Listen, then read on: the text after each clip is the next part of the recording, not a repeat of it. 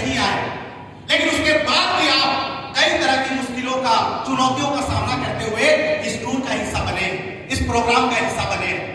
पहली कामयाबी तो यहीं पे शुरू हो जाती है, क्योंकि आप लोग कोई साधारण इंसान नहीं है, आप लोग कोई आम इंसान नहीं है। जिस तरीके से दूध को जमाया जाता है, जब खौलाया जाता है, उसको ठंडा किया जाता है, तो उसके ऊपर क्या जमता है? क्या जमता है? मलाई जमता है। तो आप वेदालेक्स में लाखों लोग जुड़े हैं, और लाखों लोगों में से अगर आप लोग यहाँ पे आए हैं, तो आप सब लोग मलाई है, मलाई है। तभी आप आके यहाँ पे बैठे हैं। और दोस्तों एक चीज जान लीजिए कि वेदालेक्स में जो पहले 100 लोग, पहले 500 लोग और पहले 1000 लोग जो ग्लोबल बनेंगे, उसमें से आपका नाम होने वाला है। वो पहला 500 में और 1000 में आप ही वो बनने वाले हैं, क्योंकि आप वेदालेक्स में डूब के काम कर रहे हैं, वेदालेक्स में डूब के काम कर रहे हैं। दोस्तों मैं एक चीज बोलना चाहूंगा आपको कि वेदालेक्स में हमें काम क्यों करना है, क्यों करना है, क्यों करना है? जिंदगी को बदलने के लिए, बड़ी कामयाबी हासिल करने के लिए, अपने सपनों को पूरा करने के लिए, इसके लिए करना चाहिए। लेकिन दोस्तों मैं आपको एक बात बताता हूं, अगर जिंदगी में आप बड़ी कामयाबी चाहते हैं, वेदालेक्स का ग्लोबल बनना चाहते हैं, तो आपको एक वजह ढूंढना पड़ेगा वेदालेक्स करने के लिए। एक रीजन, एक कारण आपको ढूंढना पड़ेगा कि आप इस वेदालेक्स को क्यों करेंगे।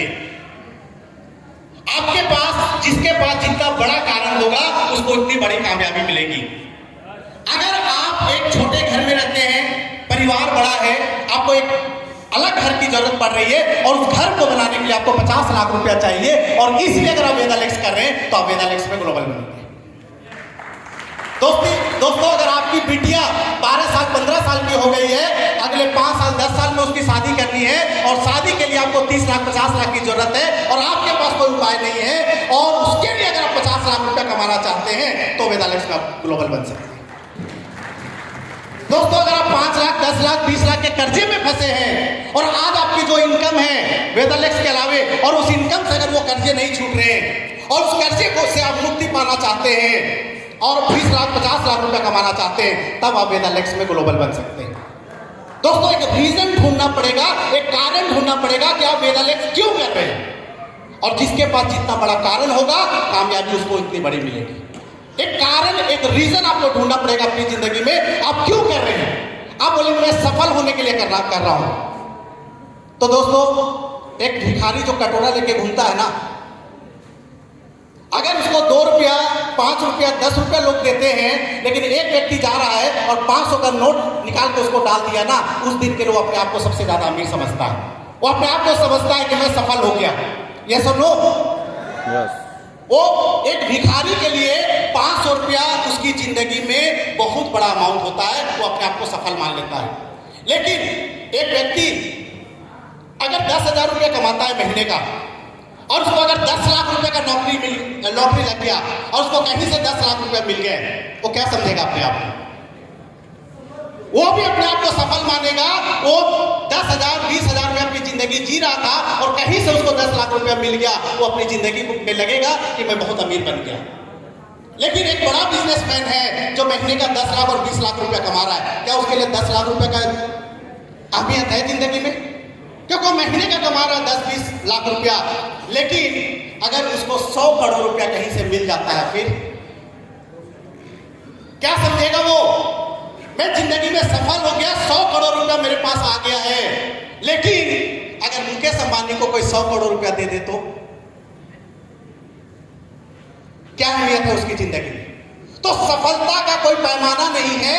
एक व्यक्ति बोलता है कि मैं सफल होना चाहता हूं, लेकिन वो अपने आप को कितना अमाउंट में सफल मानता है, ये उसके ऊपर डिपेंड करता है। लेकिन अगर आप किसी वजह से वेदालेक्स कर रहे हैं ना, तो जब तक वो वजह, जब तक वो कारण आपका पूरा नहीं होगा, तब तक आप अपने आप को सफल नहीं मान सकते, नहीं मान सकते। इसलिए एक वजह का होना बहुत जरूरी है, एक कारण का होना बहुत जरूरी है। दोस्तों 2024 मैं आपको ये बोलना चाहूंगा कि ये 2024 आप इस बिजनेस को ना पूरी तरीके से समर्पित होकर कीजिए। कई लोग होते हैं ना, सर मैं पार्ट टाइम में कर रहा हूं, पार्ट टाइम में कर रहा हूं। और पार्ट टाइम कैसा होता मालूम है? आज घर से निकले, कोई मिला तो ठीक, कोई नहीं मिला तो ठीक, कल फिर घर से निकले, कोई मिला तो ठीक, कोई नहीं मिला तो ठीक, कोई प्लानिंग नहीं है, कोई शेड्यूल नहीं है, और बिना कोई प्लानिंग के साथ वो काम कर रहा है, तब आपको मुश्किल हो जाएगी। दोस्तों, आपके जीवन में एक प्लानिंग होना चाहिए और समर्पित होकर आपको काम करना पड़ेगा। जैसे एक छोटी सी स्टोरी बताता हूं। यहां पे कई लोग हैं ना जो नौकरी भी करते होंगे। कितने लोग नौकरी के साथ वेदालेक्स कर रहे हैं? कितने लोग हैं जो यहाँ बिजनेस के साथ वेदालेक्स कर रहे हैं, जो कोई ना कोई बिजनेस कर रहे हैं? दोस्तों, ना नौकरी करना बुरी बात है, ना बिजनेस करना बुरी बात है, लेकिन वेदालेक्स जैसा सिस्टम अगर आपको मिल गया है और 6 महीना हो गया, 1 साल हो गया, 2 साल हो गया, उसके बावजूद भी आप नौकरी कर रहे हैं और वेदालेक्स में कामयाब नहीं हो पा रहे हैं, तो फिर गलत बात है। वेदालेक्स में आए ना तो सबसे पहले ना एक टारगेट लीजिए। क्या टारगेट लीजिए? कि मैं अगले 3 महीना, मैं अगले 6 महीना, या मैं अगले 1 साल भले पार्ट टाइम करना पड़े, लेकिन पार्ट टाइम में भी मैं 4 से 5 घंटा दूंगा, और अगले 6 महीने के अंदर मैं मेगा स्टार बनके 70-80 हजार रुपए कमाऊंगा, या अगले 1 साल में 70-80 हजार कमाऊंगा, और जिस दिन मेरा बिजनेस या मेरा नौकरी से वेदालेक्स का इनकम बड़ा हो गया, उस दिन मैं उसको छोड़ दूंगा और फुल टाइम वेदालेक्स करूंगा। यह आपको टारगेट लेना पड़ेगा। एक छोटा सा स्टोरी आपको शेयर करना था। एक राजा थे, उसके राज में बहुत खुशहाली थी, बहुत खुशहाली थी। वहां पे एक किसान था। वो किसान जंगल में जा रहा था तो एक पेड़ में उसका घोंसला मिला। बात समझते आप? बाज का घोंसला मिला। उस घोंसले में बाज के 2 छोटे छोटे बहुत सुंदर से बच्चे थे। वो किसान उस दोनों बच्चे को उतार लिया और देखा बहुत सुंदर थे। फिर उसको लगा कि मुझे इसको राजा को भेंट करना चाहिए, तो राजा के महल में वो चला गया। संतरी को बोला कि मैं राजा के लिए उपहार लेके आया हूं, मुझे राजा को भेंट करना है। संतरी जाने दिया, दरबार लगी थी, राजा बैठा था, और वो किसान जो है वो दोनों बाज के बच्चे को राजा के सामने ले गया और बोला, महाराज मैं जंगल में जा रहा था, मुझे बाज के 2 छोटे बहुत सुंदर बच्चे मिले और मुझे लगा कि आपको उपहार में देना चाहिए कि आपके महल का शोभा बढ़ाएंगे। तो राजा बोला कि भाई मैं महल में इस बाज के बच्चे का क्या करूंगा, एक काम करो, तुम इसको लेके जाओ, इसको पालो पोसो और बड़ा हो जाएंगे, तब मेरे पास आके मुझे बताना, मैं इसका उड़ान देखना चाहूंगा। क्योंकि अगर बच्चे इतने सुंदर दिख रहे हैं, जब ये बड़े हो जाएंगे और उड़ान मारेंगे तो कितने अच्छे लगेंगे। तो लेके गया किसान, और उसके घर के बगल में एक पेड़ था, वहीं पे डाली में उसको पालना चालू कर दिया। कुछ समय बीता, बाज के बच्चे धीरे धीरे बड़े हुए। जब वो बड़े हो गए और अच्छे उड़ान भरने लगे, वो किसान गया महाराज को इन्फॉर्म किया कि महाराज जी आपके जो बच्चे थे, जो याद है आपको, वो बड़े हो गए और बहुत अच्छा उड़ान मारते। महाराज खुश हो गया, बोला कि चलो मैं भी देखता हूं। तो महाराज गए वहां पे, देखे बाज के बच्चे 2 टहनी में, पेड़ के टहनी में बैठे हुए थे, और किसान को बोले इसको उड़ाओ, मैं इसका उड़ान देखना चाहता हूं। तो जो किसान था वो कुछ फेंक के ऐसा उस दोनों बाज के बच्चे को उड़ा दिया। उसमें से एक जो बाज था, अब तो बड़ा हो चुका था, बच्चे नहीं बोल सकते, एक जो बाज था वो आसमान की ऊंचाइयों में जाके गोल गोल गोल गोल ऐसे करके उड़ान मारना चालू कर दिया, पंख फैला के ऐसे ऐसे करके। राजा बहुत खुश हुआ, और दूसरा भी उड़ान मारा, लेकिन वो एक राउंड मारा और आके अपने पेड़ पे बैठ गया। फिर उसको उड़ाया गया, फिर दूसरी तरफ से एक बार उड़ान मारा और फिर आके पेड़ पे बैठ गया। तीसरी बार उड़ाया गया, फिर आके पेड़ पे बैठ गया। राजा हैरान हो गया कि भाई दोनों बच्चे एक जैसे, एक ही बाज के हैं, एक उड़ान मार रहा है और दूसरा उड़ नहीं रहा, पेड़ पे बैठ गया।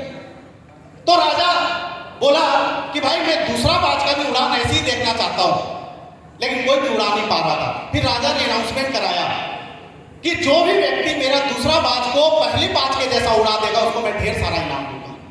बहुत सारे लोग आए, कोशिश किया गया, कोई भी सफल नहीं हो पा रहा था, लेकिन एक पतला सा लड़का आया वहां पे और वो एक चमत्कार किया और उस बाज को उड़ा दिया।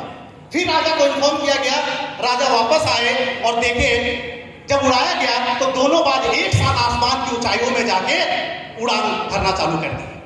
राजा बहुत प्रसन्न हुए, खुश हुए। उस लड़के को बुलाया गया जिसने ये करामत किया था। राजा ने ढेर सारा उपहार दिया और बोला कि भाई ये तो बता तूने ये काम किया कैसे, क्योंकि कोई भी व्यक्ति ये काम नहीं कर पा रहा था, तू किया कैसे? तो उस लड़के ने कहा महाराज बहुत आसान है, बहुत सिंपल बात है, मैंने सिर्फ एक ही काम किया, जिस डाल में बैठने का आदत उस बाज को पड़ गया था, मैंने उस डाल को ही काट दिया, उस डाल को ही काट दिया। तो दोस्तों अगर वेदालेक्स में ग्लोबल स्टार बनना चाहते हैं तो आप चेक करिए कि आपका वो कौन सा डाल है जिसमें आप बैठने का आदत बना चुके हैं। क्या वो नौकरी है, क्या वो बिजनेस है? हम क्या करते हैं, छोटा सा दुकान खोल के बैठे हुए, कुछ नहीं होना है, ना BMW आना, ना मर्सिडीज आना, ना 10 लाख रुपए महीने का आना है, लेकिन वो डाल हम नहीं काट पा रहे। वो एक छोटी सी नौकरी है 10-20 हजार का, वो डाल को हम नहीं काट पा रहे। तो दोस्तों यहां जाने से पहले आप डिसाइड करके जाइए वो डाल आप कब काटने वाले हैं, कब काटने वाले हैं।